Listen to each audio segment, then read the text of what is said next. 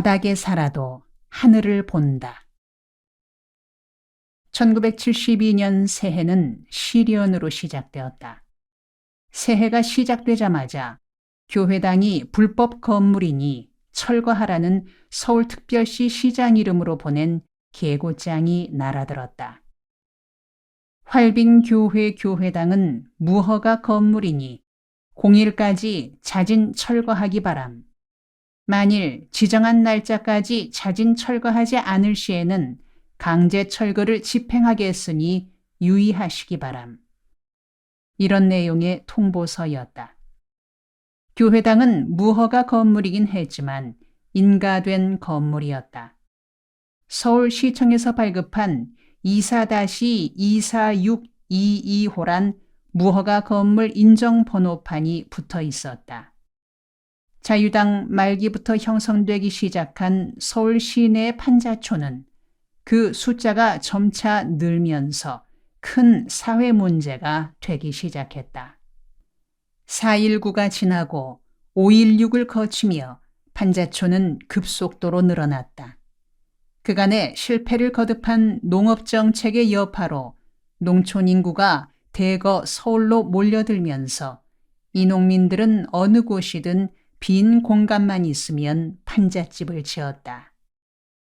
이에 대처하여 서울시는 1970년 이전에 세워진 건물은 인정해주고 그 후에 세운 건물과 앞으로 세울 건물에 대해서는 강력히 단속할 방침을 세웠다. 활빈교회가 교회당으로 쓰고 있는 건물은 8년 전에 세워졌기에 인정번호가 나와 있었다. 그런데도 서울시는 철거 계고장을 발부했다. 나는 활빈교회 건물을 철거하려는 시청의 의도가 무엇인지 여러 면으로 살폈다. 성동구청 쪽에 연줄이 닿는 주민을 통해 철거 계고장이 발부된 경로를 탐색했다. 얻은 결론은 두 가지였다. 첫째, 활빈교회는 이름도 수상하고 하는 일도 수상하다. 교묘한 방법으로 판자촌 주민들의 민심을 모아가는 것을 볼 때 방치했다가는 장차 큰 화근이 될 듯하니 더 커지기 전에 꺾어야겠다. 둘째, 지난 성탄절 잔치 때 주민들이 철거반을 쫓아내는 내용을 연극으로 공연했다는 보고가 구청에까지 들어갔다.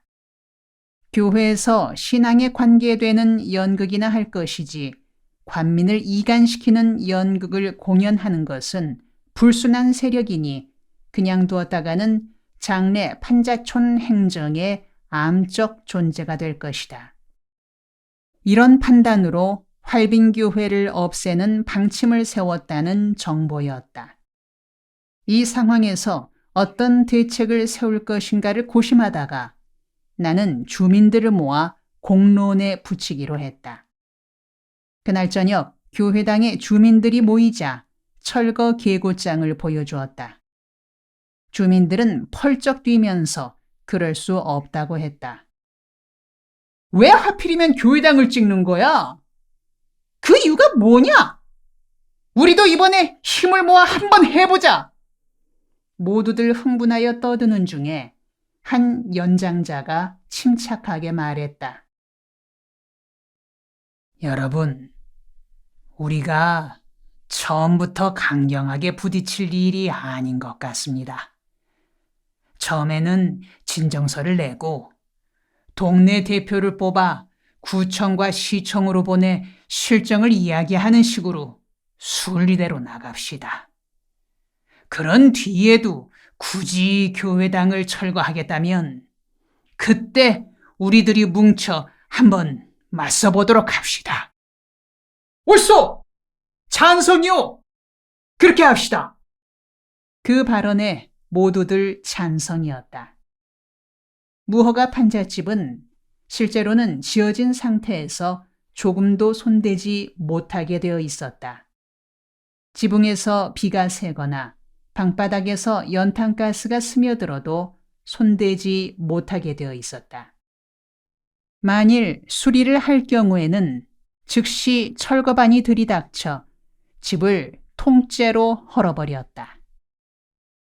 서울시청의 주장은 무허가로 지어진 건물이긴 하지만 어쩔 수 없이 인정은 해준다. 그러나 있는 상태에서 그대로 주저앉을 것이지 수리하여 오래 살 생각은 말라는 것이었다.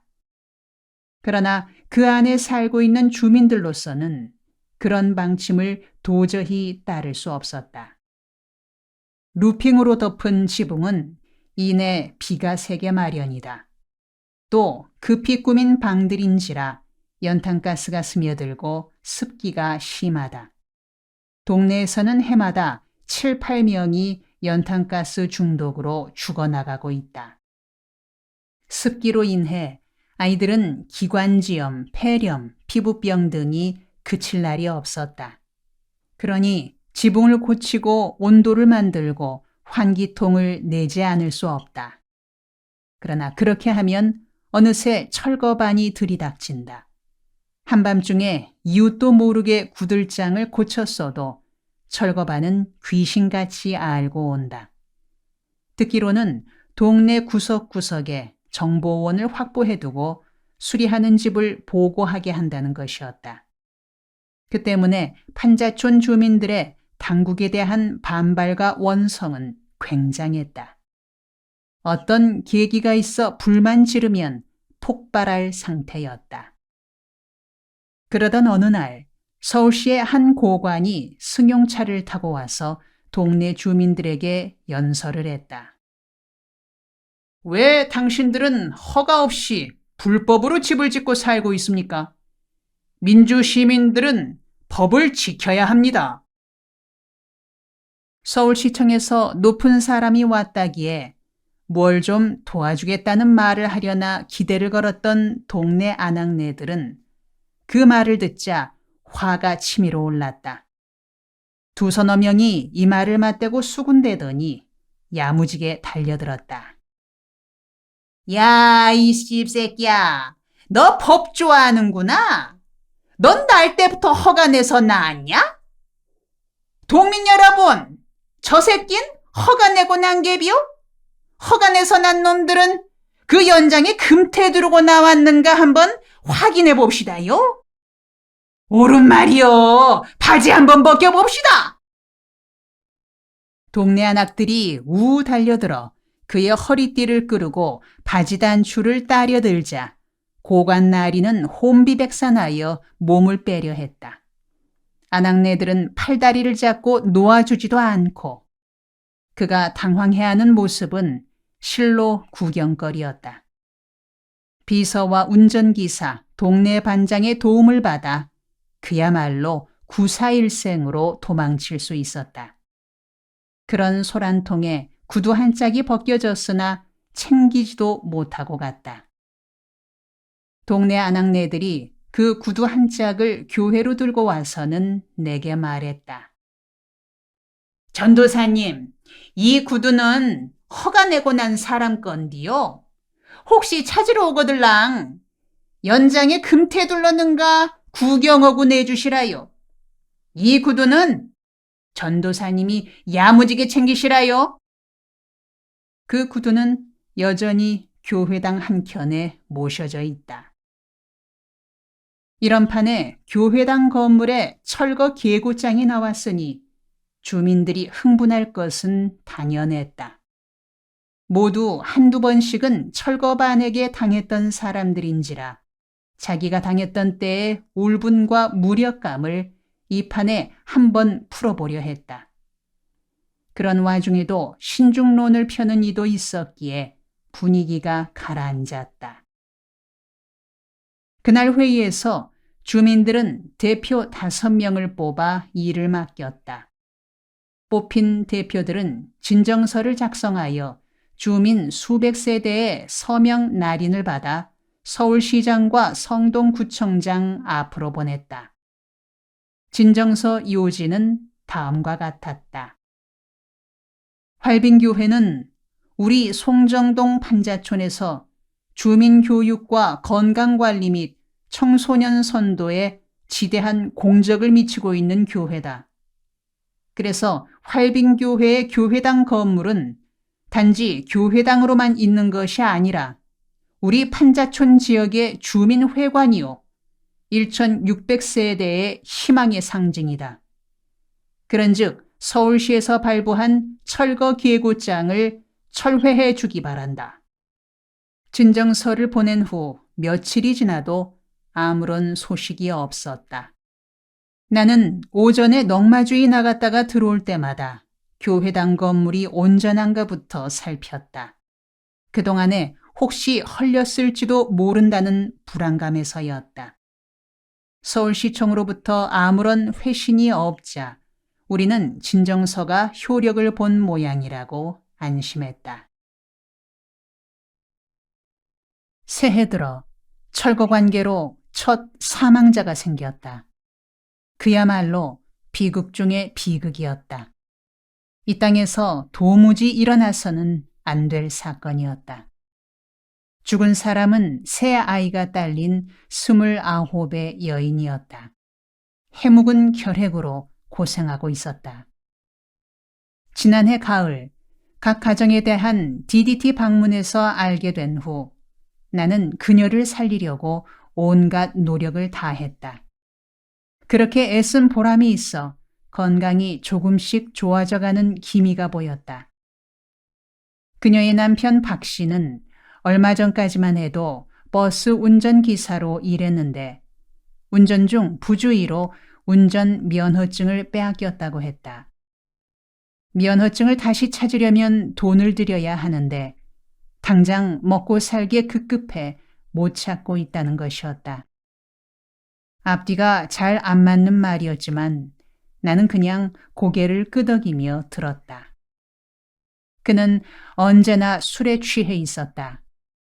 하도 딱해서 어떻게 그렇게 술만 마시고 사느냐. 그렇게 술 마실 돈으로 약을 사서 아내를 치료하고 돈을 모아 면허증을 찾아야 하지 않겠느냐고 일렀더니 술은 자기 돈으로 사 먹는 것이 아니고 친구들이 받아주어 마신다는 대답이었다. 남편 박 씨가 하고 있는 꼬락서니를 보면 돌아볼 여지조차 없는 터였지만 병든 부인과 어린 새 아이를 보아서는 도저히 외면할 수 없는 가정이었다. 나는 거의 날마다 그 집에 들러 스트랩토마이신 주사를 놓아주고 결핵약과 소화제에 비타민류들을 먹게 했다. 덕분에 많은 차도가 있어 겨울을 잘 나고 봄이 되면 회복될 것이라고 안심하던 참이었다.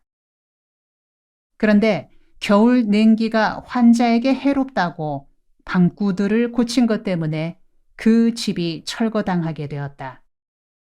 호되게 추운 날씨에 집이 철거당했고 철거 후 서울시장 이름으로 고발장이 나왔다. 불법 건축물의 경우 철거 후 고발장이 나오고 약식 재판을 거쳐 벌금을 무는 것이 상례였다. 호주인 박 씨는 고발장에서 출두하라는 날 사라져버렸다. 검찰에서는 피고소인이 출두하지 않으니까 경찰에게 연행해 오게 했다.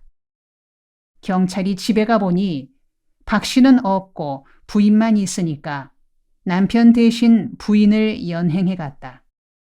부인을 데려가면서 아이들에게 엄한 얼굴로 말했다.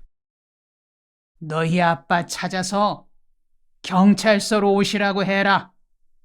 너희 아빠가 와야 엄마를 보내준다. 다음날 새벽녘에 그녀는 파김치가 되어 돌아왔다. 기어오다시피 와서는 문지방을 잡고 쓰러졌다. 동부경찰서 유치장의 차가운 마룻바닥에서 밤새 떨었다는 것이다. 그녀는 그 길로 누워 다시 일어나지 못했다. 고열의 헛소리를 지르다가 며칠 후 숨졌다. 어린 아이들 셋이 마음에 걸렸던지 눈도 감지 못한 채 숨이 멎었다. 나는 그녀의 장례를 치르며 극도의 무력감을 느꼈다. 이런 사람들에게 도움을 줄 수 있어야 하는데 실제로는 아무 도움도 줄 수 없었기 때문이다. 벽제 시립 화장터에서 한 줌 재를 보자기에 싸서 돌아오는 길에 제2 한강교로 갔다. 다리 난간에 기대서서 흐르는 한강물에 재를 뿌렸다. 조금씩 조금씩 뿌리며 넋두리처럼 말했다. 부인, 저 넓은 곳으로 가세요. 서울은 착한 사람이 살기에는 너무나 비좁습니다. 태평양 넓은 바다 한복판으로 가세요. 거기 따뜻하고 포근한 나라로 가서 쉬세요. 거기에는 철거반도 없고 유치장도 없습니다. 거기서 그림 같은 집을 짓고 물고기들과 이웃하고 사세요. 사람들에게 상처 입은 영혼을 물고기들이 감싸줄 겁니다. 나는 쏟아지는 눈물을 훔치며 다짐했다. 이런 슬픈 사연이 없는 사회를 일으켜야 한다. 가난하다는 이유 때문에 사람 대접도 못 받는 사람이 없는 나라를 세워야 한다. 정말 그런 시대가 오게 해야 한다. 그날부터 나는 빈민촌에서 결핵 퇴치 운동을 시작했다. 빈민촌에서 가장 많은 질병이 결핵이었다. 너무 많은 사람들이 결핵에 걸려 노동력을 잃고 고통 속에 있었으므로 개인과 가정은 물론이려니와 국가적 손실도 막심했다. 우리는 결핵협회의 협조를 받아 결핵 검진차를 불러왔다. 송정동 판자촌에 1,600여 세대를 대상으로 엑스레이 촬영을 하고 판독한 결과 263명이 결핵 환자임이 판명되었다. 활빈교회는 교회당 한 켠에 이들의 신상 카드를 비치하고 개인별로 치료 상황을 점검했다. 결핵 환자에 대해서는 구청 보건소에서 무료로 치료해 주도록 제도화돼 있었기에 우리는 지역 내 환자들을 만나 설득하여 보건소에서 치료받으라고 독려했다. 그런데 문제가 있었다. 보건소에 갔던 환자들은 두서너 번 가고 나면 계속 다니지 않으려고 했다. 결핵은 치료하다 중단하면 그 약에 내성이 생겨 다시는 그 약으로 치료할 수 없으므로 투약을 중단해서는 안 된다. 결핵 환자가 먹던 약을 중단하는 것은 죽으려고 작정한 것과 같다. 나는 보건소 다니기를 중단한 환자들을 일일이 찾아다니며 계속 다닐 것을 권유하고 또 왜 보건소에 가는 것을 기피하는지 알아보았다. 앓느니 죽고 만다고 차라리 폐병으로 죽는 것이 낫지 보건소인가 뭔가 하는 곳에는 안 갈게요. 왜 그러세요? 돈 없는 환자를 돈 안 받고 치료해 주는 곳에 왜 안 가세요? 그 새끼들이 사람을 사람 취급해야지. 와 그러십니까? 환자가 환자 취급받으면 될 거이지 뭔 사람 취급을 받겠다고 그래요.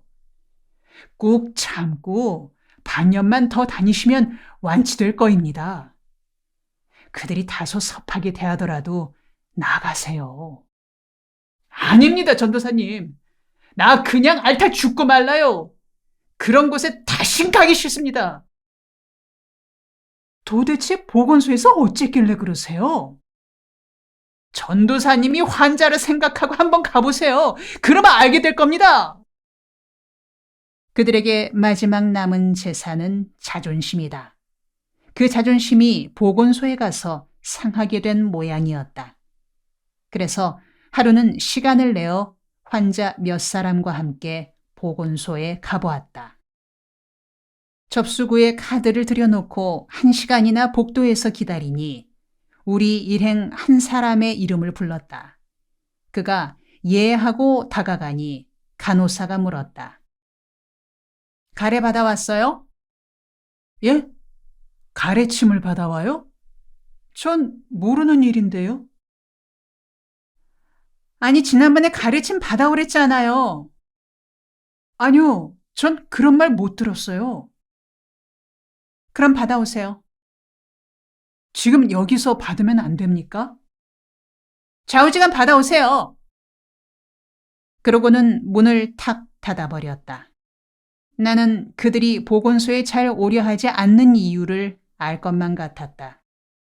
앞으로 263명의 환자를 다 치료하려면 무슨 특별한 조치가 있어야지 이 상태로는 안 되겠다는 생각이 들었다.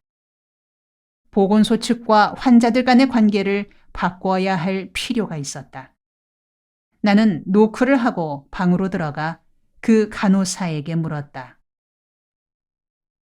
방금 그 000 환자 가래침을 받아오랬는데 언제 어떻게 받아오면 되는지요? 좀 더 구체적으로 알려주세요. 아저씨는 본인이세요? 저는 본인이 아니고 친구입니다. 본인에게 방금 말했는데 왜 그러세요? 여기는 바쁜 곳이니 나가주세요. 간호사는 나를 본 척도 않고 창밖을 향해 다음 환자 들어오세요 하고 소리쳤다. 나는 화가 치밀어 올라 넉마주의 근성을 드러냈다. 야, 이 카시나야, 이게 되질라고 약 쓰냐? 알아듣도록 가르쳐줘야 될 거 아이가? 어머, 이 아저씨 봐. 어디서 시비를 걸고 욕을 하시네? 이 엑스년 어따고 써! 내가 때릴 듯이 손을 번쩍 들었다 놓았더니 간호사는 화가 나서 눈물을 글썽이며 안으로 들어갔다. 조금 후 흰 가운을 입은 남자 여럿이 나왔다. 모두 강도라도 때려잡을 듯이 기세가 등등했다. 누가 여기서 행패를 부리는 거야? 몸집 좋은 친구가 나서자 간호사가 나를 지적하며 말했다.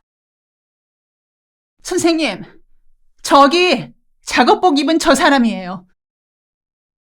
그는 나에게로 오더니 눈을 부라리며 말했다. 뭐 때문에 간호사에게 행패를 부리는 거야?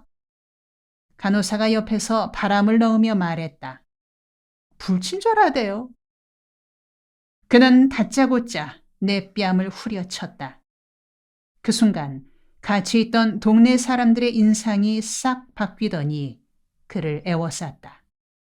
분위기가 심상치 않자 흰 가운이 경찰을 부르라고 소리쳤다. 주민 한 사람이 내게로 와서 물었다. 전도사님, 오늘 여기서 한번 엉겨 붙을까요? 좋은 찬스인데요. 오늘은 그냥 갔다가 내일 단체로 옵시다. 모두 밖으로 불러내세요. 내가 먼저 보건소 밖으로 나오자 주민들은 뒤따라 나오며 분을 사귀지 못해 시근거렸다.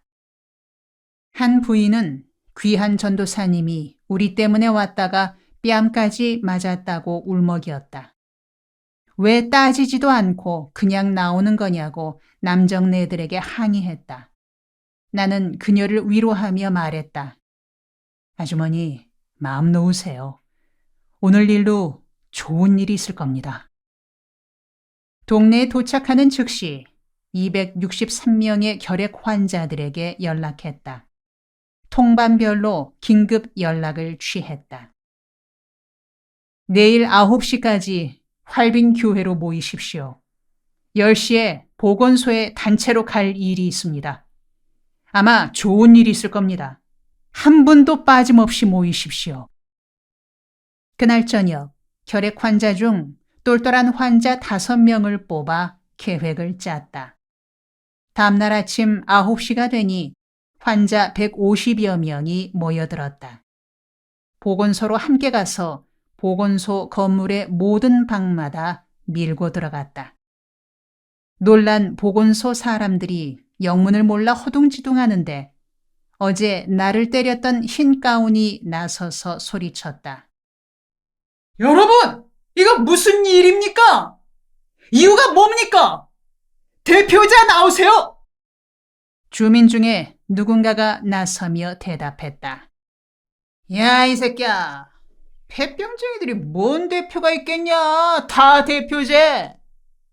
야, 너희들 폐병쟁이 위해 쓰라고 나오는 약 중에 비싼 건 다 팔아먹는다면 싫어? 네 배는 그 약 팔아먹어서 그리 나왔냐? 그러면서 주먹으로 흰 가운의 배를 쿡쿡 찔렀다. 그러는 사이에 경찰이 왔다. 그러나 아무도 경찰이 온 것에 신경 쓰지 않았다. 경찰이 나서서 말했다. 조용히 하세요. 무슨 일입니까? 질서를 지키지 않으면 입건하겠습니다. 그 말에 환자들이 와 웃으며 박수를 쳤다. 우릴 입건하겠대. 이거 호강하겠는데? 경찰은 호루라기를 불며 말했다. 조용히들 하세요. 대표가 나와서 말씀해 보세요.